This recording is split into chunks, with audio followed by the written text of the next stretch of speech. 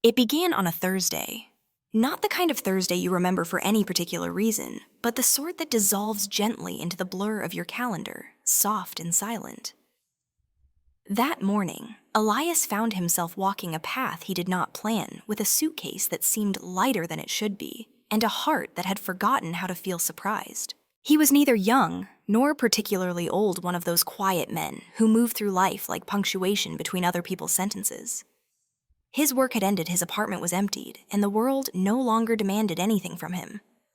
So he had wandered, first by train, then bus, and finally on foot. Without noticing, he was moving toward something, or maybe away. By late afternoon, the forest road curved gently and parted to reveal a hidden valley, cupped between two low hills. There, nestled like a forgotten whisper, lay a village. The roofs were mossy, the chimneys curled with wood smoke, and a slow fog hovered just above the ground, clinging to the air like silk on skin. The fog didn't move in gusts or waves. It drifted with intention as if it listened. Elias paused at the edge of the trees watching. The fog thickened slightly, and for a moment, he thought he heard it a murmur like words spoken just beyond hearing. "Come sit, come remember." He blinked. Nonsense, he told himself. Just wind through trees. But there was no wind. A narrow road wound its way through the village, hugging the edge of a lake so still it seemed to be made of black glass. No ripples, no fish, no birds overhead. Just the lake and the reflection of the sky, dull and silver, mirroring the fog. As Elias stepped into the village, the first thing he noticed was its quiet. Not a heavy, tense kind of silence. No, this was a quiet that welcomed you like a well-worn chair. Children's laughter did not echo. Dogs did not bark. Even his footsteps seemed to tread softer, as though the ground itself remembered the feel of them from long ago. He passed a small stone house where an old woman sat knitting with eyes closed. She didn't startle at his approach. Without opening her eyes, she said, "You're early this year." "Sorry," Elias asked, unsure if she had spoken to him. "The lake's not ready for you yet," she continued, her needles clacking slowly. "But it will be. They always find their way here eventually." "Who?" She smiled, still not opening her eyes. "You'll see." Further down the path, a carved wooden sign hung crookedly from a post. "Welcome to Mernan's Hollow." Beneath the name painted in fading gold was a line that made Elias pause. Time waits kindly here. He stayed the night at a small guest house near the lake run by a man named Bram, who seemed to recognize Elias, though they had never met. Bram offered no questions, only a room, a hot bowl of root stew, and a key with a number etched into soft brass 7. That night, Elias sat on the edge of the lake. The water did not move. It simply existed like a mirror left out too long in the rain. And the fog whispered again. "Do you remember the door you didn't open?" He shivered more from the weight of memory than the cold. "Do you recall the letter you never sent?" He blinked, suddenly aware of a burning behind his eyes. He hadn't thought about that letter in 20 years. The fog pressed close, curling around his shoulders like a shawl, not wet, but cool, comforting almost. His breath slowed. He looked into the lake, expecting to see his reflection. Instead, he saw a boy. Dark-haired, smiling, barefoot on the edge of a riverbank he didn't recognize, chasing dragonflies with outstretched fingers. It wasn't his memory, but it was. He stumbled back, heart thudding gently. The image dissolved. The lake was just water again. The fog lifted slightly as if satisfied. Back in his room, Elias lay awake a long time. The ceiling above him was wooden and plain, but his mind swam with strange images, memories that felt borrowed voices he couldn't name and always... The lake. Before sleep claimed him, he whispered aloud, unsure why. "I'm ready, I think." The wind answered with a hush, almost a lullaby, and in the distance, something beneath the lake stirred. Elias woke with the weight of dreams still pressed against his chest. Not nightmares, nothing frightening, but images stitched together from memory and myth, like stories told in a half-sleep. He could not recall their full shape, but he felt them like mist clinging to skin long after the rain has passed. The room smelled of cedar and old paper. Outside, the fog had not lifted. It coiled through the village like a cat that knew all the corners of the world. Elias pulled on his coat and wandered out, drawn again to the lake as if by some invisible thread. It was even more still in the morning light. The water had no texture, no shimmer, no sign of life. It looked like something painted a surface only meant to be seen, not touched. But Elias couldn't resist. He knelt at the edge, reached out, and dipped a finger in. The sensation was strange. Not cold, not wet. The surface gave way too easily like warm silk, and a faint vibration hummed up his arm. He yanked his hand back instinctively. When he looked again, there were no ripples. Not even a sign he had touched it. A voice behind him spoke low and thoughtful. "They say it has no bottom." Elias turned. It was Bram, the innkeeper, holding 2 cups of steaming tea. He handed one to Elias, who took it gratefully. "What do you mean, no bottom?" Bram sat beside him, legs crossed, watching the lake with something like reverence. "Divers have tried. Ropes, weights, even sonar once. Doesn't matter. The measurements twist, depths rearrange. No one's ever touched the bottom. Most give up, a few don't come back up." Elias frowned. "You're serious." "Very, but it's not the kind of thing we talk about much, not to outsiders." He sipped his tea, then glanced sideways. "You're not really an outsider, though, not anymore." "I only arrived yesterday." Bram smiled. "This place works differently. It doesn't ask for years, it asks for surrender." They sat in silence after that. The lake did not move. But Elias could have sworn the fog shifted subtly, leaning in listening. Later that day, Elias wandered into the village's only library, a squat, ivy-covered building with a wooden bell above the door that didn't ring. Inside, dust hung in the air like pollen, and every book felt older than it should be. There were no computers, no card catalogs, just shelves of hand-labeled tomes, many in languages Elias couldn't name. A woman was inside, dusting gently. She wore a shawl the color of storm clouds and didn't look up. "You're looking for the lake," she said. Elias froze. "I already found it." "No," she corrected softly. "You've seen its skin, not its truth. And where do I find that?" She gestured toward a narrow aisle between 2 bookcases. "Back there, 3rd shelf down red spine. It will only open for you." Elias, skeptical but too intrigued to ignore her, followed the path. Sure enough, 3rd shelf down there was a red book, unmarked, unassuming. When he opened it, a note fell out. It was handwritten in script he recognized. His own. But he had never written this. "To know the lake, you must offer it what you've buried deepest." No one else can decide what that is. The lake always knows if you lie. There was no signature, just a faint water stain on the bottom of the page shaped like a tear. Elias didn't take the book. He left it there, palms sweating slightly. That evening, the fog grew heavier, turning the village into a watercolor dream. Doors closed early. Windows glowed with soft amber light. Only the lake remained unchanged. Elias stood once more at its edge. The same stillness, the same quiet. But now he could hear it, a pulse, faint like a heartbeat echoing through stone. And then, a sound. From below, not the splash of water, not the groan of earth. A voice, faint but clear. "Tell me what you lost." Elias stepped back. What do you mean?" No reply. Only the lake still and waiting. His hands trembled. He didn't know why. Perhaps because he did know. Deep down under years of silence and distraction, he knew exactly what he had lost. But to name it, to give it back to the lake, that was another matter entirely. That night, as he lay in bed, the fog crept in through the cracks in the windows. It curled along the floor, up the walls, and around his dreams. And in the dark stillness, the question returned not from the lake this time, but from within. "Are you ready to remember?" Morning arrived as a pale sigh on the horizon, the sun struggling to break through the veil of fog. Elias awoke slowly, his mind still adrift between the lake's whispered questions and the shadows of forgotten memories. He dressed without thinking, his hands moving as if they belonged to someone else. Outside, the village remained quiet, the kind of quiet that hums with old secrets. He wandered toward the lake again, compelled not by curiosity anymore, but by a strange ache, like a longing for something just out of reach. The path had changed slightly narrower, the trees crowding a bit closer. A trick of the light, perhaps.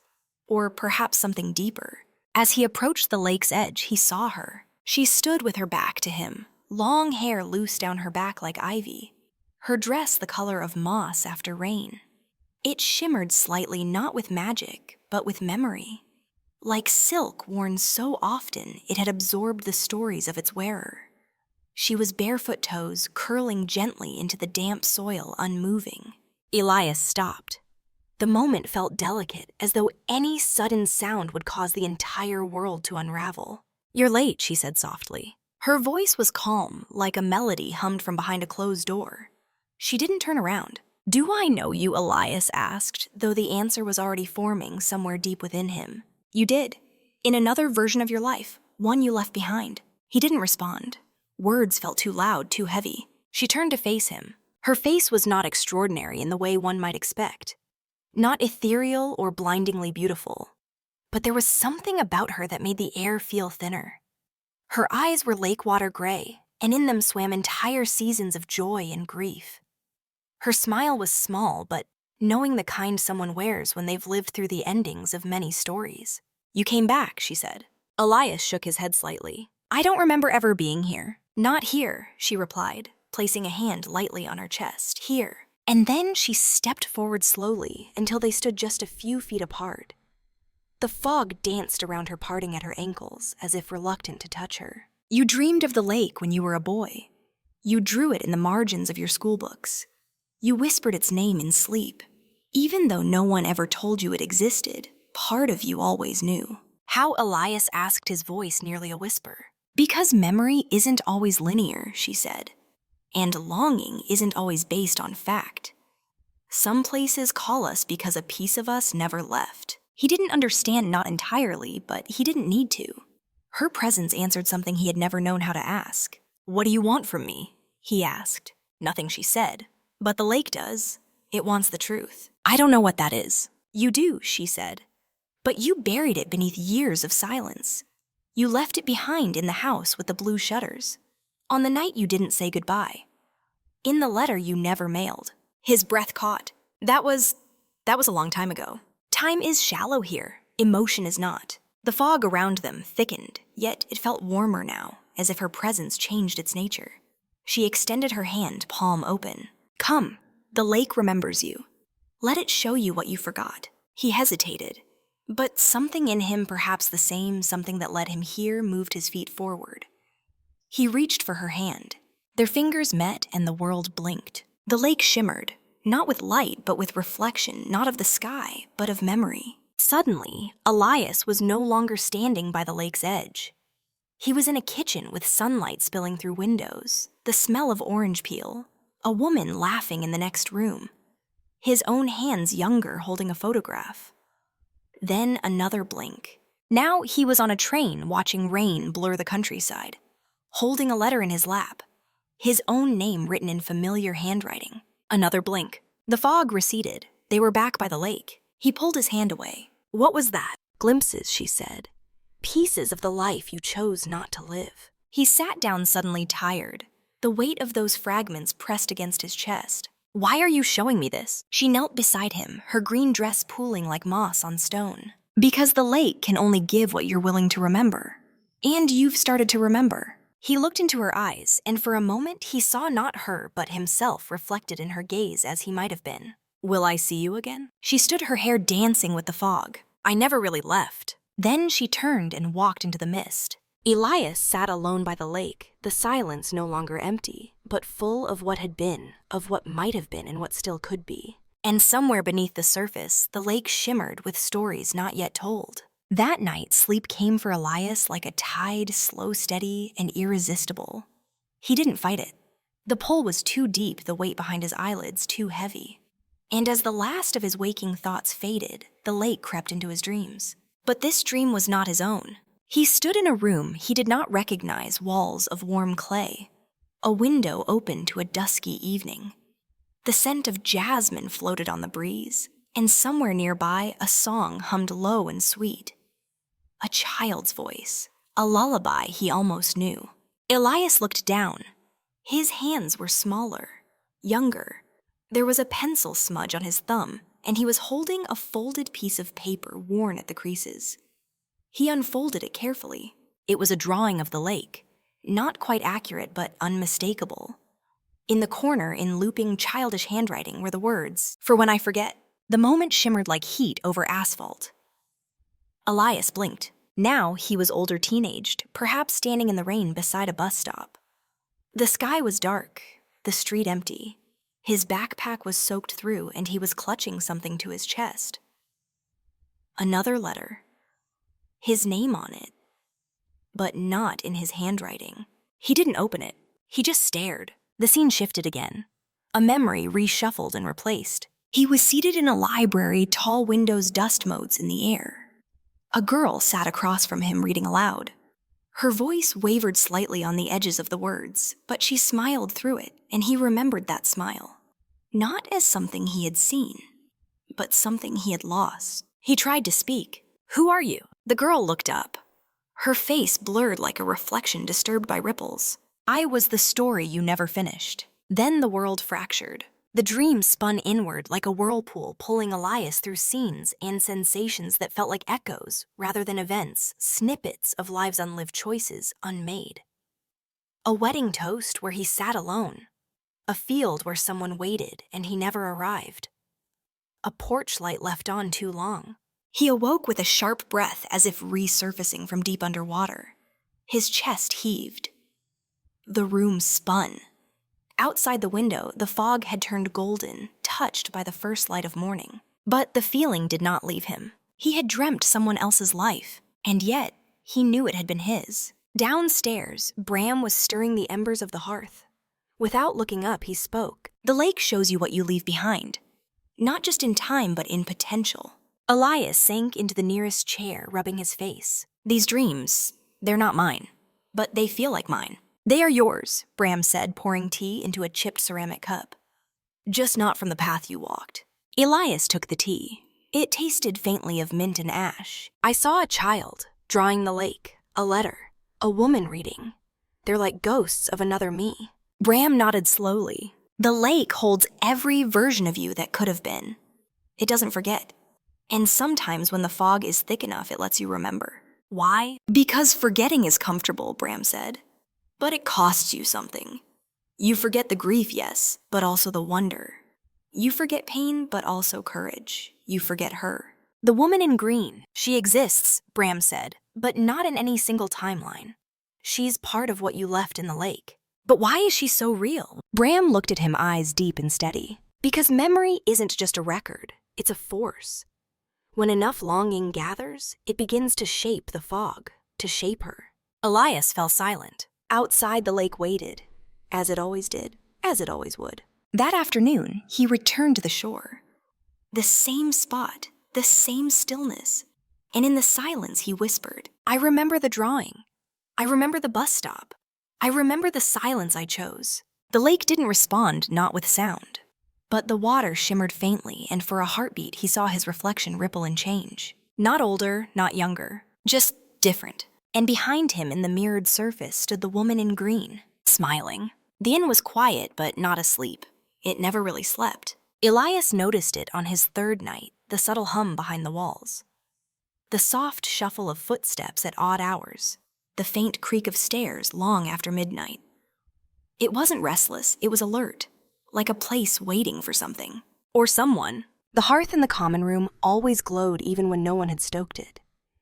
A clock above the mantel ticked steadily but had no hands. The hallway outside Elias's room was lined with portraits, old cracked paintings of strangers who all looked faintly familiar. Not because he recognized them, but because he recognized the feeling they carried the weight of unfinished stories. Bram the innkeeper moved through it all, like a man who had accepted the impossibility of sleep long ago. He wore the same soft smell, the same blue-gray sweater with the frayed sleeves. But tonight he seemed quieter, thoughtful. "You ever wonder," Bram said as he poured Elias a glass of something amber and warm, "why some people show up here and never leave?" Elias accepted the drink, watching the flames in the hearth curl into shapes that almost resembled words. "I thought they were travelers." Bram chuckled gently. "Aren't we all?" He leaned against the edge of the bar. "The truth is, this inn sits in a space between. Not just between villages, but between decisions. between what was and what almost was. People who come here are usually trying to find the piece of themselves they abandoned. Did you? Bram hesitated. I came here 32 years ago, he said finally, looking for someone I let go of too soon. She never came back, but the lake gave me pieces of her. Dreams, scents, laughter on the wind. I couldn't leave after that. Not because I'm trapped, because I'm close. And that's enough. Elias sat in silence, his glass warm in his hands. Outside the inn's window, the fog thickened again, pressing gently against the glass as if listening. Later that evening, Elias climbed the stairs toward his room, but paused when he heard a soft murmur behind one of the doors, room 4. The voice was reciting something slow and steady, a lullaby in a language he didn't know, and yet it calmed him. He continued to room 7, his room, and entered quietly. But the room had changed, not in layout but in atmosphere. There were photos on the desk. None of them had been there before. In one, a younger version of Elias stood beside a woman with the same gray eyes as the woman in green. They were laughing. In another, he was holding a newborn wrapped in a green shawl. And in the final photo, he was alone on a bench by the lake, older, with his hand resting on a cane. He touched the photos. They felt real, warm. What is this? He whispered. The air shifted. A quiet voice answered, not from behind him, not from beside him, but from within. Possible endings. The clock on the nightstand read 12:04. It had been 12:04 the night before, and the night before that. Time was not frozen in Mernan's Hollow, it was circling. A soft knock echoed through the door. Elias opened it cautiously. No one was there, only a folded piece of paper left on the floor. He picked it up. The handwriting was familiar, his own again. When you are ready to sleep, you will stop searching. When you are ready to remember, the search will stop searching for you. No signature, just a faint ring of moisture on the corner, like a teacup once rested there long ago. Elias didn't sleep that night. He sat at the edge of his bed, watching the fog curl along the windowsill. The inn breathed gently around him, wood creaking, fire popping, silence humming. And he began to wonder, had he ever truly left this place? Had he been dreaming the years beyond it? Or was this the dream waiting for him to admit it? The 6th night arrived like a hush, heavy and deliberate. There was no wind, no hoot of owl, no rustle of leaf. The village fell into a stillness so deep Elias could hear his own pulse echo faintly in the hollow of his ears. Even the inn seemed to hold its breath. He hadn't meant to wander, but his feet had other ideas. Past midnight, Elias found himself slipping through the front door of the inn, coat barely thrown over his shoulders, boots silent on the dewy path. The fog was thinner tonight, as though it had withdrawn, giving space for something else to take shape. And there it was. The lake's silent waiting had changed. Where its usual smoothness once stretched endlessly into shadow, now stood something impossible, a bridge. It rose from the mist like a spine of silver bones, arched gracefully above the water, gleaming faintly in the moonlight. There were no supports, no beginning, no end. Only the elegant arc anchored to nothing Elias could see. It was the kind of structure no builder would attempt, and no architect could explain.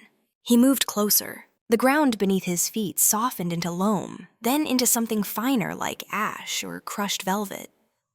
At the edge of the shore, he paused. From here, the bridge's surface looked as if it were made of woven threads, light perhaps, or something older. It only appears when the lake remembers, you said, a voice behind him. Elias turned. She was there again, the woman in green. Her dress flowed gently, though there was no wind. Her hair shimmered with moisture, and her eyes glowed faintly with the reflection of moon on water. Where does it go? He asked. To the island, she replied. The one that doesn't exist. And what's on it? Everything that was forgotten, lost, or left behind. Elias's breath caught. Why show it to me now? Because you're ready to see what you gave up. He looked again at the bridge. It felt like standing at the edge of a decision he'd made a long time ago, but never accepted. Will I be able to come back? She tilted her head, a sad smile playing at the corners of her mouth. You always come back. The question is, who comes back with you? For a moment, the lake shimmered not like water, but like memory. And then the bridge pulsed once like a heartbeat. Elias stepped onto it. The surface did not feel like stone or wood. It was soft, but steady. As he walked, the lake on either side faded into a quiet void. No sound, no ripple, no wind. Each step felt like a chapter turning. He did not look back. Midway across, the fog returned thicker now, not clinging, but shaping itself around him like a tunnel. Shapes moved at the corners of his vision. Once he thought he saw a small boy running ahead of him laughing. Another time, a woman paused just beyond the mist, staring back at him with a letter pressed to her chest. But he didn't stop. Eventually, the bridge descended into a clearing. He had arrived. The island was strange, familiar and alien all at once. It looked like no place he'd ever seen, yet it pulsed with déjà vu. Wildflowers grew in patches, but they were the kind he used to draw in the margins of notebooks.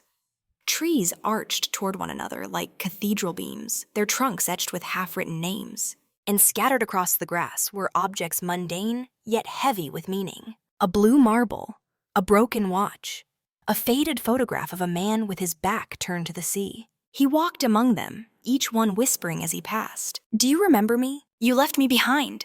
You didn't mean to forget, but you did." At the center of the island stood a table made of stone, and upon it a box. Not locked, not hidden, just waiting. Elias stepped closer. His fingers hovered over the lid. "This is what you buried," came the woman's voice again, though he hadn't seen her follow. The moment everything else changed, he opened the box. Inside was a single item, a photograph creased, sun-worn, its corners curled from time. In it, a younger Elias stood beside a woman at a train station. She was holding a suitcase. Her face was turned toward him, caught mid-laugh. And in his own eyes, there it was. That flicker. The exact moment he chose not to go with her. He could almost hear it now, his own voice years ago. "All right, I promise." He hadn't. The photo weighed nothing, but when he held it, his knees nearly buckled. Behind him, the lake murmured. The bridge shimmered. It was time to return. But Elias knew now part of him would never leave this place. And part of this place would never let him go. The island didn't have a name, not one Elias could speak. Names, after all, were among the first things to be forgotten. He wandered beyond the stone table, the photograph still clutched in his hand, though he couldn't remember placing it in his pocket.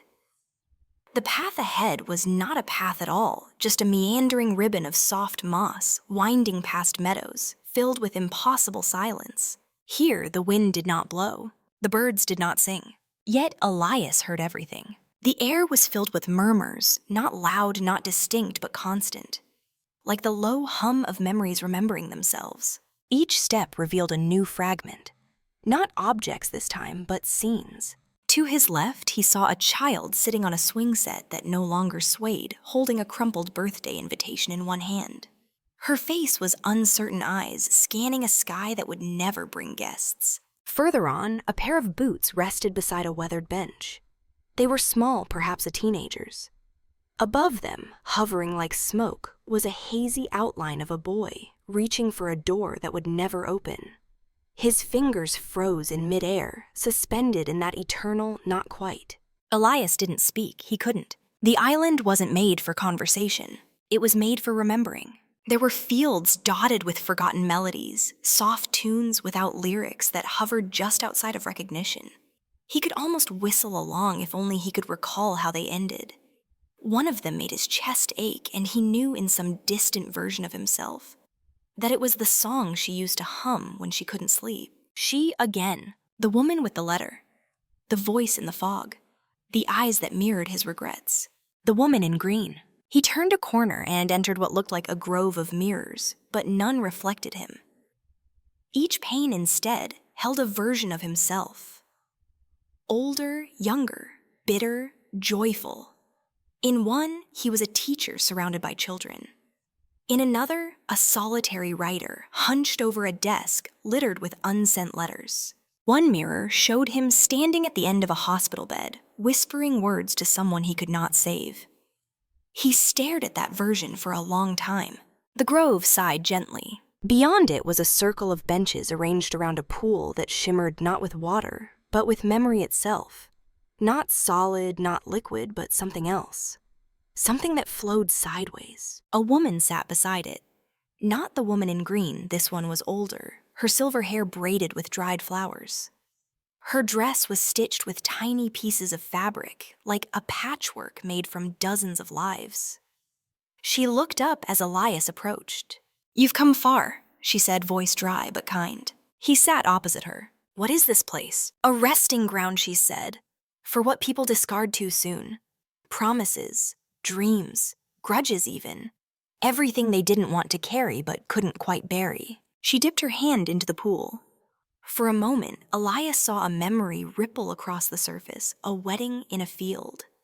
Rain falling, a single chair left empty. "Are these mine?" he asked. "Some are, some aren't. We borrow from one another more than we know." Elias looked into the pool himself. It showed him a dusty book left behind in a library. He watched his own younger self picking it up, heart racing. He never checked it out. He never returned. "What happens if I take one back?" The woman gave a small smile. "That's your choice. But memory is heavy, especially ones you tried to forget for good reason." "Why show me all this?" "Because the lake is patient. It waits until you're quiet enough to listen. Until you stop fighting the echo of your own name." Elias stared into the pool again. This time he saw the moment he almost asked her to stay the woman in green, standing at the edge of the train platform. Her face was open, hopeful. His mouth opened and the scene faded. He had said nothing. He felt it now, not guilt, not sorrow, but a soft, aching acknowledgement. "Is there a way to fix it?" he asked. The woman stood slowly. "The lake doesn't ask you to fix anything. It asks you to carry it.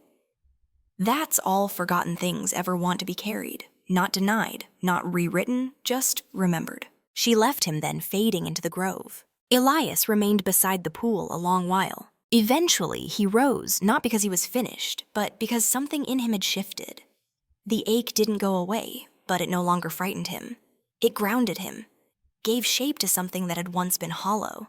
As he turned to leave the path back to the bridge, revealed itself not a line, but a curve gentle and familiar. The island behind him was still, waiting for the next visitor. And Elias walked on, carrying the weight of things he would never forget again. Elias did not remember crossing the bridge again. One moment he was walking away from the island of forgotten things. The next, he found himself on the far bank, standing beneath a tree that had not been there before. Its bark was smooth as glass, and its leaves glimmered like brass in the moonlight. The air around it ticked softly, rhythmically, as though the tree itself kept time. The lake behind him no longer looked like water. It had become a vast sheet of dark glass, and beneath its surface, shapes moved slowly like the hands of a giant clock beneath transparent stone. Ahead, nestled among the reeds near the shoreline, was a cottage. It leaned gently to one side, built from wood that had weathered too many years with gears and cogs embedded into the frame like strange fungi. Its windows glowed with a golden light, and above the door, instead of a sign, hung a pendulum swinging perfectly in place left to right, but never slowing. Elias approached. The door creaked open without his touch. Inside the cottage was impossibly large. Walls curved upward and disappeared into shadow. Hundreds of clocks lined every surface, ticking, chiming, whispering hours, in voices both familiar and strange. Some clocks had no hands. Others had too many. A few ran backward, and one perched high on a wooden beam counted time, not in numbers, but in pulses, like the rhythm of a sleeping child's breath. At the center of the room stood a man. He wore a heavy apron, thick with oil and dust, and glasses that magnified his eyes until they looked like moons. His hair was white, but not with age, rather with the stillness of someone who had stepped out of time long ago. In his hands was a pocket watch open and ticking furiously. He didn't look up. "You're early," he muttered. "Am I?" Elias asked. The clockmaker chuckled, finally glancing up. "Or maybe I'm late. Difficult to say. Time behaves badly near the lake." Elias looked around, eyes tracing the machinery, the ticking the wheels spinning on their own. "What is this place?" "Workshop," the man said. "Of a sort, or maybe a museum, or maybe a graveyard. It depends on what you bring with you." He motioned to a stool. Elias sat. The clockmaker placed the pocket watch carefully on the table between them. The sound of it ticking filled the room. "This one's yours," the man said softly. "I don't remember owning a watch. Not in the waking world. But here, everyone has a timepiece. Some carry clocks, others carry sand glasses. You carry this. Elias leaned forward. Inside the watch was a single moment suspended. Not a moving image, not a memory, but a feeling. A heartbeat, a rush of breath, the way the air felt just before a goodbye that never happened. This moment, the clockmaker said, is where your time fractured. You didn't break it, but you stepped around it, skipped it. Why? The man shrugged. Fear, maybe? Or weariness? Doesn't matter. Most people do it. It's how regret gets made. Elias ran his fingers across the glass. Can it be fixed? Not fixed, not exactly. But you can listen to it, you can enter it, that's what matters. The ticking slowed. The room dimmed. Elias closed his eyes. He was on a train platform again. The moment returned not as a memory, but as an opportunity. She was there. The woman in green younger, now standing with a suitcase. She wasn't dressed in silk or mystery. Just jeans and a scarf wrapped clumsily against the wind. She looked at him. Well, she asked, are you coming? He heard his own voice rising up like a tide. I want to. Then why don't you? Silence. In the real moment years ago, he had hesitated. Let her go. But here, he stepped forward. He reached for her hand. Time stopped. The image froze, and Elias opened his eyes. The clockmaker nodded understanding without words. You carried it back, he said. That's the first step. What now? The man stood moving toward a wall of clocks. Now you begin to forgive yourself for what you couldn't face before. He pulled a small key from his pocket and handed it to Elias. There's a door near the eastern edge of the lake, one that's always been locked. What's behind it? Not my place to say, but you'll need this.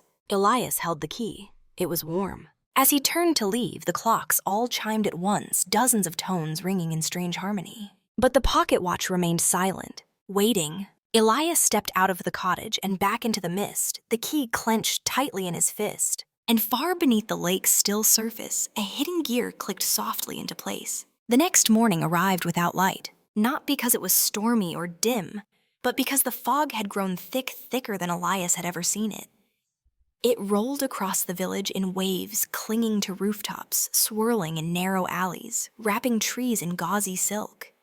It muffled every sound, made the world feel underwater.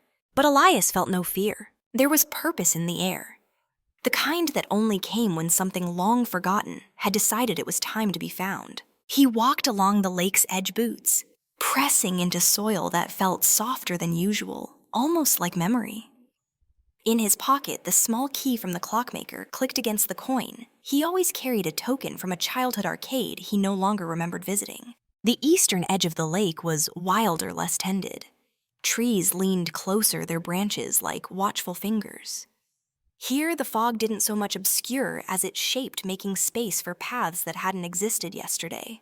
Elias followed one of them. It led to a large, flat clearing with nothing but a single boulder in its center.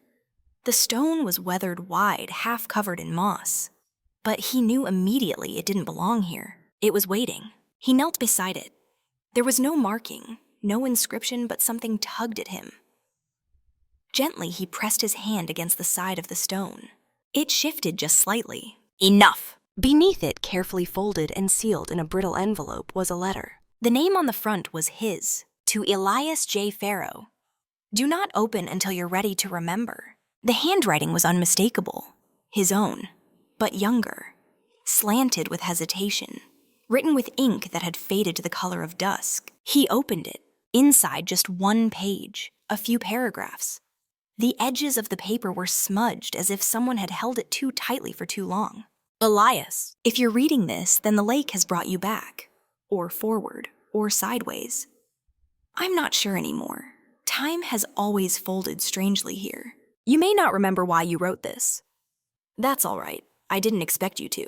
This letter is a breadcrumb. A reminder that you once stood at the edge of something love, perhaps, or regret, and chose to look away. But even when you looked away, you knew. You knew she waited. You knew you could have gone. You knew that fear wasn't stronger than love, only louder. I don't blame you. You were tired. You were afraid. And the future felt like too much weight to carry. But if you've returned here, it means the ache still lives inside you. And ache, dear one, is proof of memory. Remember her laugh. Remember the way she said your name like it was a story, not a sound. Remember the bench beneath the old tree and how you almost asked her to stay, but let the silence answer for you. You don't have to go back. You don't have to fix anything. But you must stop pretending it never mattered. Because it did. It still does. You still do. Now breathe, stand up, and walk. There's one last thing waiting for you. Yours, me. Elias sat still for a long time, the letter trembling in his hands. He could not recall writing it, but every word felt like truth. The kind of truth you bury not out of shame, but out of longing. The kind that refuses to die quietly. He folded the letter again and pressed it to his chest. The fog around him shifted, lifting slightly. Ahead, nestled between two weeping willows, stood a door. Wooden, rounded at the top with a small iron lock rusted by time. It hadn't been there moments ago. Or perhaps it had always been there waiting for someone willing to remember. Elias stepped forward. His hand moved without thinking. The key from the clockmaker slid into the lock with a quiet click. The door creaked open. Warm golden light spilled out, not harsh, not blinding. It smelled of dust and citrus, like old books in winter sun. Elias stepped through, and the door closed softly behind him. The light on the other side of the door was not like the light of day. It pulsed gently as if breathing and shifted in color every few seconds, cool amber to dusky rose to the faintest hue of twilight. Elias stood for a moment, allowing his eyes to adjust, though part of him already knew this light could not be adjusted to. It was not natural. It was remembered. Before him stretched a town, not the village he had wandered into when this strange journey began, but something older, or perhaps newer. It looked familiar in a way that was deeply unsettling, as if someone had built it using the blueprints of his memories, but hadn't gotten all the details quite right. The houses were shaped like those from his childhood neighborhood, but the windows blinked too slowly, and the bricks shimmered like heat on pavement. The streets curved where they shouldn't, and the street lamps leaned together in quiet conversation. Elias took a step forward, and the ground welcomed him not with the solidity of earth, but with the gentle give of a soft dream. The town was silent, yet alive. Not a single person walked its streets, and yet Elias felt watched curiously kindly, like someone waiting for him to notice what they had made. He passed a storefront where the sign read, "Your Old Bookstore." Inside, a copy of a novel he once meant to write sat displayed in the window. On the cover, his name. The title, "The Ones Who Stayed." In the reflection of the glass, he caught sight of a version of himself standing at the counter, smiling at a customer who did not exist. But when Elias turned around, there was no one there. Further on, he walked past a cafe named Always 3 p.m. The chalkboard menu read like lines from old letters. "Lemon tea like you used to like it. We kept your table near the window. Don't worry, we never closed." Elias sat at the table. No waiter came. But a cup of tea appeared, all the same steam curling upward in the shape of a question mark. He took a sip. It tasted like the first quiet afternoon after a long, stormy week. A flavor made of peace and distant laughter. He wept without knowing why. As the sky overhead shifted into a soft twilight, the town's lamps began to glow, not with electricity, but with warm memory. He saw them illuminate old arguments, long forgiven glances that said too much laughter, that echoed even after the people were gone. The town was remembering itself, and in doing so, it was remembering him. A soft bell rang in the distance. He followed it to a narrow alleyway where a row of bicycles leaned against a wall, painted with a mural of all the places he had ever dreamed of visiting, but never had. He reached out, touched the painted surface, and it moved the brushstrokes, dissolving into a memory of summer air and foreign train stations. Then he heard her voice again, soft, behind him. "This is what we made together." He turned. She was there, the woman in green, but not as before. No longer mysterious, no longer a figure from the fog. Here in this place, she was clearer, solid. Her green dress was simple, now linen and quiet. Her eyes held no riddles, only recognition. "We made this town," Elias asked. "Not in one moment, in many. But how? With choices, with silences, with all the things we loved but never named." She gestured around them. "This place is where unspoken dreams go when no one speaks them. It's the architecture of might-have-beens." Elias looked around. "It's beautiful. It's unfinished," she said gently. "It always will be. That's what makes it real." They walked together through the streets, past a park bench where he saw himself sitting younger, writing in a journal he'd never owned. Past a gallery where paintings of her lined the walls, not portraits but feelings, joy in green, sorrow in violet, longing in gold. And when they came to the town square, the ground shimmered beneath their feet. A fountain stood in the center, water frozen mid-splash. In its still basin rested a key. She turned to him. "This opens the room beneath the lake." Elias blinked. "The lake has a room," she smiled. "Of course. Where do you think it keeps the things you're not ready to see? And what's in the room? The rest of your truth. Will it hurt?" Her smile faded into something softer. "Yes, but only in the way healing does." He reached out, took the key. It was cold, but it hummed with something alive. She touched his cheek. "You don't have to go. You can stay here in this town. We can build it slowly, together." "But it isn't real." "It's real enough," she whispered. He closed his eyes, took a breath. "No, I need to see it, all of it." Her hand dropped. She nodded. "Then follow the light in the water. It will lead you there." And as he turned, the town behind him began to dissolve, not vanish, but fold inward like a closing book. One day he knew he could find it again, if he needed to. For now, the lake was calling, and the room beneath it was waiting. The moon had risen, but its light was hollow. As Elias made his way back to the lake, he noticed the stars were missing, not hidden behind clouds, not washed out by light, but simply absent. The sky had become a deep, uninterrupted black, like ink left to dry on paper, too old to hold it. Even the fog had retreated. No wind, no rustle, just silence and shadow. The lake, too, had changed. It no longer reflected the world around it. The surface had gone still, but not calm. It was empty, like a mirror that no longer recognized the face that stared into it. He stepped carefully to the water's edge, the key from the dreaming town cold in his pocket. It pulsed faintly against his leg, reminding him that time was both present and pressing. The woman in green had not followed him. This was a journey meant for one. From deep beneath the lake's surface, a light began to rise. It was not bright, not even golden. It was soft and silver, the color of old lullabies and lost names. The water began to part, not with violence, but with purpose. And there in the widening circle of light, a stairwell emerged. Stone, ancient, winding downward into the lake as though the water had never existed at all. Elias hesitated. "This is it," he whispered to no one. "This is the thing I've been circling." The lake gave no answer. He stepped forward, 1 foot into the water, except it wasn't wet. It folded around him like fabric. With each step, the world above grew fainter, the light around him steadier. The pressure of regret, of silence of all the years, lived half awake pressed in around him, but it did not crush. It simply reminded. Downward he walked past forgotten wishes, suspended in time like bubbles that never rose. He saw flashes, his childhood window, a lost wristwatch, a kiss given in silence, a letter that remained unsent in a drawer too long. They did not call to him. They simply were surrounding him like gentle ghosts. Finally, he reached the bottom. It wasn't what he expected. No grand hall, no throne. Just a room circular and stone-lined, carved by something older than memory. In the center, a chair, and across from it a door. The door was wooden plain. No handle, no lock.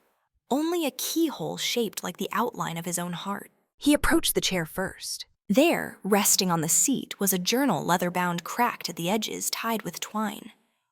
He untied it. Inside, pages filled with his handwriting. Dates that never existed. Events that never happened. Joys he never earned, sorrows he never shared. "These are my unlived lives," he whispered. On one page, he married her, the woman in green, on a boat at dawn, vows exchanged in fog. On another, he lived alone in a coastal town, painting the lake every day, never once asking who he used to be. Some stories ended quietly, some ended badly. One simply stopped mid-sentence, and one was dated tomorrow. He turned the page. Blank. The door across from him pulsed softly. He approached, pulled the key from his pocket, inserted it. It turned without resistance. The door opened inward. Behind it, nothing. Not darkness, not light. Just space. A place not yet written. He understood then. The lake had not brought him here to punish or reward. It had brought him here to choose. Not between staying or leaving, but between remembering and pretending. between who he was and who he had hidden beneath all the silence. He stepped into the threshold. The nothingness folded around him gentle, like hands helping him into a coat. And he spoke not to the lake, but to himself. "I forgive you." The room shivered. The stars blinked into existence above the lake. One by one they returned shyly at first, then in a rush of silver light. The sky breathed again. The world exhaled. And from the surface of the lake, a ripple moved outward, not on the water, but within it, like the heartbeat of something that had just woken up. Elias emerged not from the stairwell, but from sleep. In his bed in the inn, beneath a ceiling of wooden beams and a window now open to the morning air. The fog was gone. Birdsong returned. And in the corner of his nightstand, a small key rested beside a folded page. He picked it up.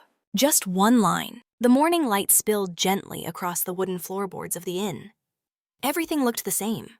Walls warmed by soft shadows, the smell of cinnamon and old pine, and Bram humming to himself downstairs. But Elias felt different, as though the lake had left something behind inside him, or perhaps removed something that had been there too long. The kind of change that doesn't announce itself, but instead sits quietly beside you until you realize you're no longer alone. He got dressed slowly, his movements unhurried. For the first time in days, or perhaps years, he didn't feel the ache to chase or uncover. What had been missing had not been stolen. It had only been waiting. He stepped outside. The fog was gone. In its place, the lake shimmered beneath a soft breeze. Its surface no longer mirrored the sky, but danced with its own rhythm. For once, it looked less like a mystery and more like a welcome. She was waiting. The woman in green stood beneath the willow tree near the eastern edge, the hem of her dress brushing the grass, her hands folded before her. This time she did not shimmer. She did not vanish into fog or speak in riddles. She was real. Fully, vividly, wonderfully real. And she smiled when she saw him. "You came back." "I never left," Elias replied. "Not really." She walked toward him, and for the first time he didn't feel like she belonged to another world. He held out the key from the dream town. "I found the door, and you opened it. I stepped through it. Then you're ready." She reached for his hand. He took it without hesitation. Together, they walked along the lake's edge. The water was calm now, but Elias could feel something beneath it, like a breath held deep in the chest of the earth. Not ominous, just vast. She led him to a small wooden pier worn smooth by time. At its end, a rowboat waited. It was simple, no oars, no sail, only a lantern hanging at the bow, flickering as if it knew where they were going. They stepped inside. The boat moved on its own, gliding across the surface, with a grace that defied explanation. The lake opened before them, no longer flat or glassy, but alive with color blues and greens, layered with shimmering threads of gold. "Where are we going?" Elias asked, though he thought he already knew. "To the bottom," she said softly. "Where all of you lives." He looked over the edge of the boat. Beneath the surface, light twisted and curled like strands of memory. And then further down he saw them, versions of himself, some young, some older, some joyful, some broken. One sat in a field of letters, reading them one by one. Another paced a hallway repeating a name. One painted sunsets endlessly, while another held a door shut with all his strength. They were him. Each one a path not chosen, a version not lived, but never truly lost. "They're waiting," she said. "For what?" "For you to see them." The boat began to descend beneath the surface without disturbing it. The water folded around them like dusk. No pressure. No cold, just gentle descent. As they sank deeper, Elias felt no fear. Instead, he felt recognition. Each version of himself nodded as he passed, not with judgment, but with quiet welcome. No one was angry, no one accused. They were simply seen. At the very bottom was a chamber of stillness. It looked like no room he had ever entered, and yet it echoed every place he'd ever paused to breathe. The walls pulsed with old lullabies. The ceiling held no stars, but was painted with moments a swing set and a kitchen table, the flicker of a candle on a power outage night. In the center stood a mirror. He approached it, and for the first time his reflection didn't just show the face he knew. It showed all of them, overlaid, layered, smiling, crying, hoping, doubting. They looked back at him and whispered in unison, "We are not lost. Elias closed his eyes. I know. When he opened them, the woman in green stood beside him once more. This is where it ends, she said. Or begins, she smiled. Same thing. He reached for her hand again, but she shook her head gently. You can't take me back. Why not? Because I was never truly separate from you. And slowly, her form began to soften, not fading, but dissolving into light, folding into the chamber's walls, into the mirror, into him. As she vanished, her voice lingered. Carry me. The room pulsed one last time, and Elias exhaled, not with loss, with wholeness. When Elias turned from the mirror, he noticed that the chamber had deepened, expanded not outward, but inward. The air was denser, quieter, as if every breath now required permission. Yet he did not feel trapped. He felt invited. He stood at the threshold of a circular room that hadn't been there before. It was not built of stone, nor wood, nor metal, but of something more abstract, woven threads of emotion, memory, silence. The walls shimmered with fragments of light like glass submerged too long beneath a tide of years. This was the room beneath the water, and it was alive. In the center stood a circle of chairs, 15 exactly each facing inward. They were arranged like sentinels or judges, but they held no menace. They held presence. On each chair sat a version of Elias. Not reflections, not illusions, selves. Each one looked different. The Elias who had said yes and moved to the city with her. The Elias who had stayed behind to care for his father. The Elias who had chosen solitude over marriage. The Elias who had never found the lake. The Elias who never stopped writing. And one chair at the far side was empty, waiting. He stepped into the circle. Every version of him looked up at once, but no one spoke. He walked slowly, studying them. Some smiled, some looked tired. One looked angry, another quietly joyful. One held a child in his arms. One clutched a journal to his chest. One simply stared back, lips pressed into a line of apology. Are you real? Elias asked softly. One of them, the one with paint-splattered hands, nodded. As real as you are. Why are you here? The Elias with the child spoke next, his voice like wind through tall grass. Because this is the place where all your choices gather. To judge me. The quietest Elias, an older version with silver in his hair, shook his head. To join you. I don't understand. The chair behind him, the empty one, shifted. Elias turned. A small table had appeared beside it. On it rested a simple object, a key. Not to a door, but to a life. The Elias who had remained alone stepped forward. We are all versions of you, but only one walks forward. The others remain here in the water in the lake in the moments left behind. Elias looked around. So I have to choose. The painter spoke again. No, you have to claim. Claim what? The Elias with the child stepped closer. Yourself. One by one, the others rose from their chairs, not with hostility, but with reverence. They approached him, each placing a hand on his shoulder, his arm, his chest. One by one, they whispered a word into his ear. Courage, gentleness, stillness, fire, forgiveness, wonder, discipline, love, and finally, surrender. The words did not weigh him down. They wove into him, thread by thread, piece by piece. He felt them settle into his bones, his breath, his heartbeat. The selves stepped back slowly, fading, not vanishing, but becoming part of him. When only the empty chair remained, Elias approached it. He sat, and the chamber sighed. The walls shimmered with light. The surface of the lake above glowed, and he could see just faintly its ripples dancing again. The lake was waking. Or maybe it had always been awake, and he was the one just now stirring. The key on the table dissolved into light and flowed into his chest like warmth on a cold morning. I am all of them, he whispered, and I am still becoming. The chamber around him pulsed once, twice, then softened. The lake began to rise again. Water folded gently back over stone, and Elias began to float upward, carried not by current but by memory, by choice, by self. As he neared the surface, the light above widened. The sky was waiting. Elias broke the surface of the lake, not with a splash, but with a whisper. The water gave way as if it had never been solid, parting around him, like silk drawn back from a long sleeping form.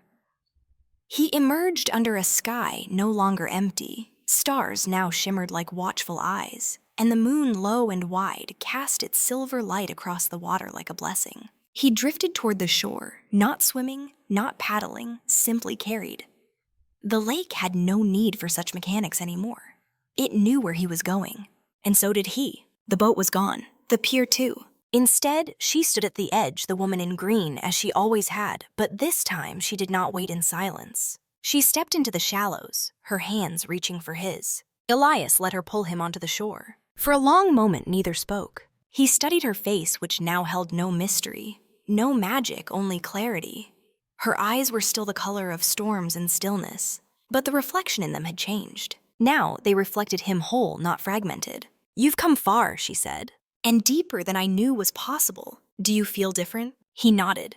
"I feel returned, but not to a place, to a self." She smiled, and for the first time there was something in that smile that shimmered with sadness. "Then you're ready." "For what?" She turned, and behind her, two paths opened, not roads, not trails, but truths. To the left, the path led through the village toward the inn, toward morning bread and the quiet routine of ordinary life. He could already smell it, fresh wood smoke tea, the faint rustle of pages turning in Bram's hands downstairs. There would be warmth, simplicity, the world he had known waiting to be re-entered with new eyes. To the right, the path vanished into mist that glowed faintly from within. Not cold, not ominous, just endless. That path was not for returning. It was for remaining. Not as he was, but as something more. "The lake will let you go," she said softly, "if that is what you want. And if I stay, you will become part of it. Its memory, its voice, its stillness. Others will come as you did, and you will help them remember." "Will I still be me?" She stepped closer. "You'll be more." Elias looked at both paths. The one of return whispered comfort. The one of surrender whispered truth. He thought of the selves he had seen. The versions that had walked different roads, held different hands, whispered different final words. He thought of the letter beneath the stone, the journal in the room, the painter, the father, the wanderer. He thought of her, the version of her he had loved, the one he never followed, and the one who now stood before him, not demanding, not pleading offering. He spoke without needing to plan the words. "I want to remember, but I also want to live." She nodded. "Then return, and carry this with you." "Will I see you again?" She touched her hand to his chest. "You never stopped seeing me. You only forgot where to look." The lake shimmered behind them, its surface now quiet, peaceful. Elias turned to the left. His feet touched the path of return. Gravel, earth, familiar ground. He walked. Each step felt lighter. Behind him, the woman in green remained a while longer watching. Then she too turned, walking slowly into the mist, dissolving not into absence, but into everything the lake had ever known. When Elias returned to the inn, the sky was pale with morning. Bram greeted him with a nod and a cup of tea, saying nothing. Elias sat by the fire. The room was warm. The clocks ticked gently. The world at last had rhythm again. And in his chest he carried the sound of water, of silence, of memory, and of choice. Elias awoke before dawn. Not in the sudden startled way he often had. Before, no dream gasping at the edges of his breath. No confusion about where or when he was. He awoke as if gently lifted from sleep by a kind hand on his shoulder. The world was still. The room was warm. And for the first time in a very long time, he felt whole. He sat up slowly. Outside the window, the first traces of morning light stretched across the horizon, like fingers reaching for something lost. The fog was gone, truly gone now, and in its place, clarity had returned. Trees stood quietly in the distance. Roofs exhaled soft curls of smoke, and the lake reflected everything, including him. He rose and dressed in silence. When he stepped outside, the village greeted him like an old friend. Birds moved through the air without hurry, and the stones beneath his feet felt familiar, worn smooth, not by time, but by remembrance. At the lake's edge, he found a bench, not the one from his memories, but one that had been waiting. He sat and breathed. The water shimmered not as a mystery anymore, but as a mirror. It did not ask questions. It did not whisper riddles. It simply existed, vast and gentle, like forgiveness. Elias removed a small object from his pocket, a stone, round, smooth, pale green. He turned it in his fingers once, then tossed it softly into the lake. It skipped twice, then sank with a ripple so subtle it was almost a sigh. He smiled. Goodbye, he said, not to the lake, but to the ache. He did not need to stay in the village forever, nor did he need to leave right away. The road beyond the trees still waited. The train station still existed somewhere. So did bookstores. And thunderstorms. And the woman who would one day laugh again somewhere in the world, even if not beside him. Life continued, but now so did he. That evening, as the stars returned to their places, Elias sat by the fireplace in the inn's common room. Bram poured him a cup of something warm and rich. You look rested, the innkeeper said. I think I am, Elias replied. They sat in companionable silence. And then from his coat pocket, Elias pulled a small, leather-bound notebook, the journal he had seen in the room beneath the water. Except this one was blank. This one. Its pages were crisp, waiting. He dipped a pen and wrote, "The lake never asks who you were. It only waits for who you're ready to become." He closed the notebook, placed it beside his cup, and stared into the fire. And so the story ends not with an answer, but with a quiet morning and a man who has remembered how to begin. Not all lakes need to be crossed. Some only ask to be seen. Some only ask to carry you home. The end.